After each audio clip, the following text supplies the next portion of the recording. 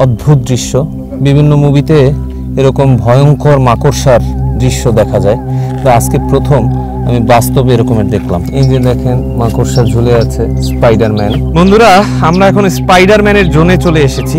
এই পানি উঠে যাওয়ার কারণে দেখেন সব মাকড়সা এই রাস্তায় উঠে উঠে ঘর বানাচ্ছে। এই যে দেখেন এখানে প্রচুর মাকড়সা, মাকড়সার বিশাল আনাগোনা। এখানে দেখেন মাকড়সার আকড়া। আমি জীবনে প্রথম এরকম অ্যামাজন জঙ্গলের মতো মাকড়সার জাল দেখছি।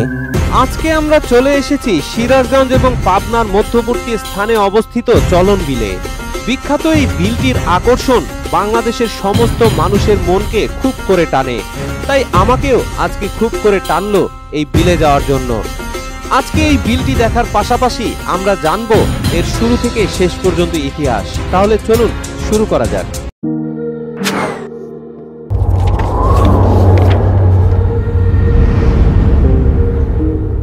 বন্ধুরা, আজকে জুমার দিন।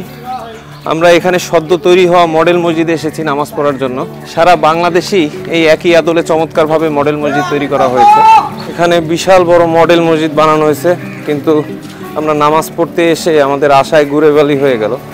এখানে শেষ পর্যন্ত আমরা ভাঙাচুরা একটা মসজিদে এসেছি নামাজ পড়ার জন্য। যদিও এটাকে ভাঙা বলা যাবে না, এটাও চমৎকারভাবে তৈরি করা হয়েছে এবং অনেক পুরনো, যথেষ্ট ভালো। আমরা এখন নামাজ পড়বো। আমরা এখন অজুখানার দিকে যাচ্ছি এবং জুমার নামাজের সময় বরাবরের মতো যে দৃশ্যটা আমাকে মুগ্ধ করে সেটা হচ্ছে বসে থাকা ভিখারিরা। এদেরকে ভিক্ষা দিতে আমার খুবই ভালো লাগে। আমরা এখন অজুখানায় যাচ্ছি, অজু করব।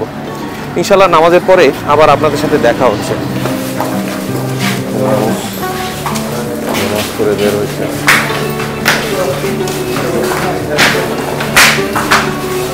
আজকে পবিত্র জুমার দিন। আলহামদুলিল্লাহ, আমরা এখন জুমার নামাজ আদায় করে বের হয়েছি। আমরা যে মসজিদটিতে নামাজ আদায় করলাম এটি হচ্ছে তারাশ মার্কাজ জমে মসজিদ। এটি এই বাজারের সবচেয়ে প্রাচীন মসজিদ। বন্ধুরা, এই মডেল মসজিদটি এখনো তৈরি হয়নি, তাই লোকজন এই মসজিদেই নামাজ আদায় করে। দিছি তো আপনারা, হ্যাঁ পাগল হয়ে গেছে একজনের চারবার চায়। জুমার নামাজ আদায় করে এখন যাচ্ছি এখানকার বিখ্যাত চলন বিলে। এই চলন বিল রাজশাহী, নাটোর এবং সিরাজগঞ্জের উপর দিয়ে প্রবাহিত হয়েছে। চলুন চলন বিলে গিয়ে দুপুরের গোসল ছাড়া যায়। বন্ধুরা, আমরা আমাদের সেই আগের ছোট ভাইয়ের সাথে এখন আবার চলন বিল যাচ্ছি। পানিতে গোসল করা যাবে তো? হ্যাঁ, আমরা এখন সুইচ খালে নামছি। তাহলে আমরা ওখানে গিয়ে কি করবো? গোসল করবো। আমরা এখন যে জায়গাটা যাচ্ছি ওই জায়গাটার নাম হচ্ছে সাইদ খাল। বন্ধুরা, আমরা ক্যাঁপু ক্যাঁপু শব্দ করতে করতে এখন চলন বিল যাচ্ছি, আর ভাগ্নে এখন আমাদের রিক্সা চালাচ্ছে। খুব আনন্দের সাথে আমরা যাচ্ছি। আমরা এখন গ্রামের পিচঢালা রাস্তা ধরে চলন বিলের উদ্দেশ্যে ছুটে চলছি, কিন্তু গ্রাম্য এই পরিবেশে ঢুকে এটা যে একটা গ্রাম তা আমাদের আর বিশ্বাস হচ্ছে না, কারণ এখানে সবই আধুনিক আমলের বাড়িঘরে ছেয়ে গিয়েছে। যদিও মাঝে মাঝে খেরের গদা এবং সবুজ শ্যামল গাছপালা আমাদেরকে মনে করিয়ে দিচ্ছে আমরা আসলেই গ্রামের ভেতরেই রয়েছি। বন্ধুরা, আমরা এখন গ্রামের রাস্তায় ঢুকে পড়েছি। এখান থেকে আমরা সরাসরি চলে যাব চলন বিল। দুই পাশে চমৎকার ধান ক্ষেত। এই পুরো ক্ষেত জুড়ে বিস্তীর্ণ মাঠে ধানের চাষ হয়। এপাশে একটা বাগান রয়েছে, শিশু বাগান। জায়গায় জায়গায় রয়েছে চমৎকার সব পুকুর। বন্ধুরা, এক পুকুর থেকে অন্য পুকুরে পানি ফেলা হচ্ছে, যেমন দেখেন। আমরা এখন শ্মশান ঘাট চলে এসেছি। এটা তারাশ উপজেলার অন্তর্গত একটা জায়গা। এই যে দেখেন, পাখি মারছে ছেলেটা। চলতে চলতে চলুন চলন বিল সম্বন্ধে কিছু তথ্য জেনে নেওয়া যাক। চলন বিল বাংলাদেশের উত্তরাঞ্চলের একটি বৃহত্তর বিল। এটি নাটোর, সিরাজগঞ্জ এবং পাবনা জেলা জুড়ে বিস্তৃত। এটি মূলত অনেকগুলো ছোট বিলের সমষ্টি। মূলত ৪৭টি নদী এবং অন্যান্য জলপথ চলন বিলের মধ্য দিয়ে প্রবাহিত হয়েছে। এটি বাংলাদেশের সর্ববৃহৎ বিল এবং সমৃদ্ধ জলাভূমি। এর জলজ পরিবেশে ৩৪ প্রজাতির সরীসৃপ এবং ১২টি গোত্রের ২৭ প্রজাতির স্তন্যপায়ী প্রাণী বসবাস করে। ভৌগোলিকভাবে এটি আত্রাই এবং বরাল নদীর সংকোচনের সাথে সম্পর্কযুক্ত এবং যমুনা নদীর অন্যতম পানি নিষ্কাশনের প্রাকৃতিক ব্যবস্থা। ১৯৮৬ সালের জরিপ মতে চলন বিলের মোট আয়তন ৮০০ বর্গ মাইল বা প্রায় ২০৭২ বর্গ কিলোমিটার। বর্তমানে বিলটিতে পলিমাটি জমার কারণে এর আকার অনেকটাই সংকুচিত হয়ে গিয়েছে। বন্ধুরা, আমরা বিস্তীর্ণ ধান ক্ষেতের মধ্যে চলে এসেছি। তার মাঝখান দিয়ে রাস্তা করা হয়েছে খুব চমৎকার ভাবে আরসিসি ঢালাই দিয়ে। এখানে বন্যার পানি ওঠে প্রতি বছরই, যার কারণে রাস্তা নষ্ট হয়ে যায়। এই কারণে এই সব জায়গার রাস্তাগুলো সাধারণত আরসিসি ঢালাই দিয়ে করা হয়। এখন অবশ্য পানি আসেনি, তবে প্রতি বছর 2-1 মাসের মধ্যে এই জায়গাগুলো পুরো পানিতে টইটুম্বুর হয়ে যাবে। আপনারা যে ধান ক্ষেত দেখতে পাচ্ছেন, এটি মূলত হচ্ছে চলন বিলের অংশ। এই বিস্তীর্ণ মাইলের পর মাইল ধান ক্ষেত পুরোটাই চলন বিল। এই বিলের এক প্রান্ত থেকে আরেক প্রান্ত দিয়ে আমরা সিরাজগঞ্জ থেকে নাটোর, সেখান থেকে রাজশাহী চলে যেতে পারবো। বর্ষার সময় এই জায়গাগুলোতে প্রচুর পানি হয় এবং এই জায়গাগুলোতে প্রচুর বোট চলে। সাধারণত অনেকেই পিকনিক অ্যারেঞ্জমেন্ট করে এবং প্রচুর মজা হয়। বন্ধুরা, এখন যে রাস্তা দেখছেন অলরেডি পানি উঠতে শুরু করেছে, আর কিছুদিনের মধ্যে এই রাস্তা পুরোটাই ডুবে যাবে। এই যে দেখেন, এখানে পানি উঠে গিয়েছে, আর বর্ষার সময় এই জায়গায় কিন্তু আর গাড়ি চলবে না, তখন নৌকা চলাচল করবে। বাংলার ইতিহাসে নদীর অধিপত্যের সবচেয়ে গুরুত্বপূর্ণ কারণ হলো নদীগুলো দ্বারা বাহিত বিশাল পরিমাণের পলিমাটি। এই মাটি দ্বারাই বিস্তৃত সমস্ত জমি তৈরি হয়েছে এবং এটিকে শতাব্দীর পর শতাব্দী ধরে বসবাসের উপযুক্ত করে তুলেছে। এই পলিমাটির কারণেই জমিগুলো উর্বর হয়েছে। আবার পুরনো অনেক নদী পলির কারণেই এর গতিপথ পরিবর্তন করেছে। এতে করে কিছু এলাকা নদী এবং পানি শূন্য হয়েছে, আবার কিছু এলাকা নতুন করে নদী ভাঙনের শিকার হয়েছে।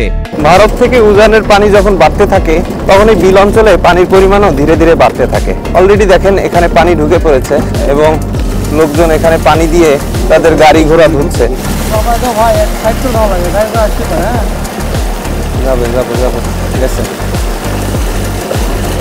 দেখেন এখানে প্রচুর পানি জমেছে।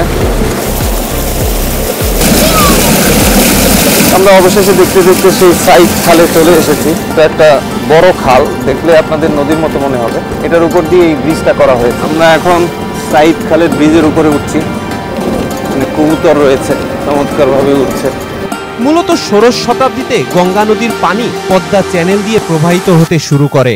পদ্মার পলিমাটি উত্তরবঙ্গ দিয়ে প্রবাহিত হয়ে ধীরে ধীরে দক্ষিণাঞ্চল গড়ে তুলতে সাহায্য করেছে।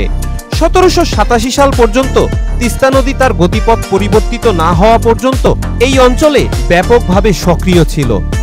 ভেন্ড্রেন ব্রুকের 1660 সালের মানচিত্রে পদ্মার প্রধান চ্যানেলটি ফরিদপুর বাখেরগঞ্জের মধ্য দিয়ে প্রবাহিত দেখানো হয়েছে। পদ্মা নদী মেঘনা নদীর সাথে মিলিত হওয়ার আগে রাজশাহীর রামপুর, বোয়ালিয়া, চলনবিল, ধলেশ্বরী এবং বুড়িগঙ্গার মধ্য দিয়ে প্রবাহিত হয়েছে। তখন যমুনা নামক কোনো নদীর অস্তিত্বই ছিল না এবং ব্রহ্মপুত্র ছিল বাংলার বৃহত্তর নদীগুলোর মধ্যে একটা। অবশেষে কথা বলতে বলতে আমরা চলন বিলের ভেতরে অবস্থিত সাইদ খালে চলে এসেছি।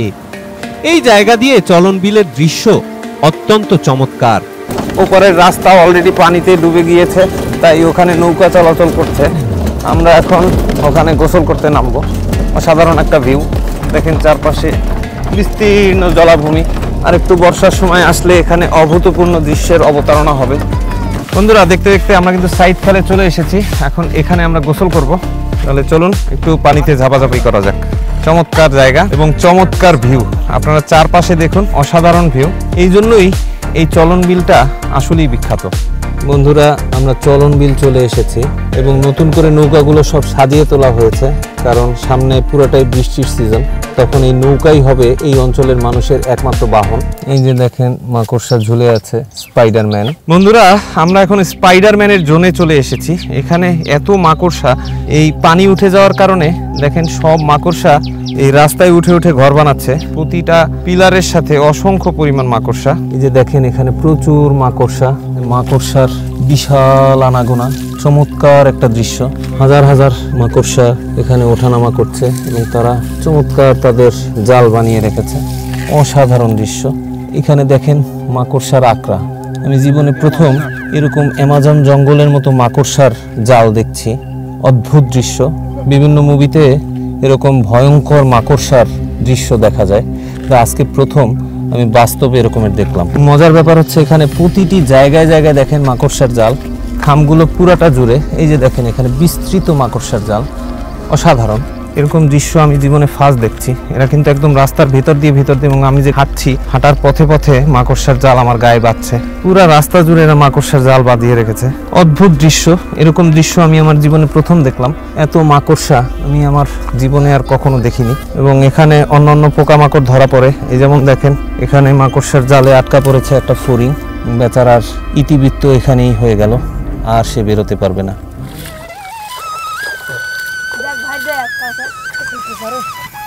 এগুলো মাছ ধরার জন্য না? জি, বোয়াল ধরে এত বড়। ও, এখানে বোয়াল মাছ ধরে না? বন্ধুরা, আমরা এখন বিস্তীর্ণ চলন বিলের মাঝে দাঁড়িয়ে রয়েছি। এখানে চমৎকার দৃশ্যের অবতারণা হয়েছে। আর আমাদের ছোট ভাই তার গাড়িটা ধুয়ে নিচ্ছে এই পানি পেয়ে, তাতে করে তার একটু সুবিধা হলো। বন্ধুরা, যেমনটা দেখতে পাচ্ছেন, ওই যে ওখানে গরু মরে ভেসে আছে, যার কারণে এই পানিতে আমরা আর গোসল করতে নামলাম না। এই যে দেখেন দূরে আর একটা গরু মরে ভেসে আছে। এই মরা গরুর কারণে আমরা আর এই পানিতে নামলাম না। পানিটা অত্যন্ত চমৎকার ছিল, কিন্তু এখানকার লোকজন এই গরু মারা যাওয়ার পরে তারা পানিতে ফেলে দিয়েছে, তারপরে পানিটা দূষিত হয়ে গিয়েছে। বন্ধুরা, বিপুল উৎসাহ নিয়ে আমরা এসেছিলাম এই চলন বিলে গোসল করব, কিন্তু মরা গরু দেখে গোসলের স্বাদ আমাদের মিটে গিয়েছে। আমরা আবার পানিপথে ফেরত যাচ্ছি। সুতরাং বন্ধুরা, চলন বিল থেকে আজকের মতো এখানেই আপনাদের সাথে বিদায় নিচ্ছি। ইনশাল্লাহ আগামী পর্বে অন্য কোনো জায়গায় আবার দেখা হচ্ছে। সে পর্যন্ত বিদায়। আসসালামু আলাইকুম রহমতুল্লাহ।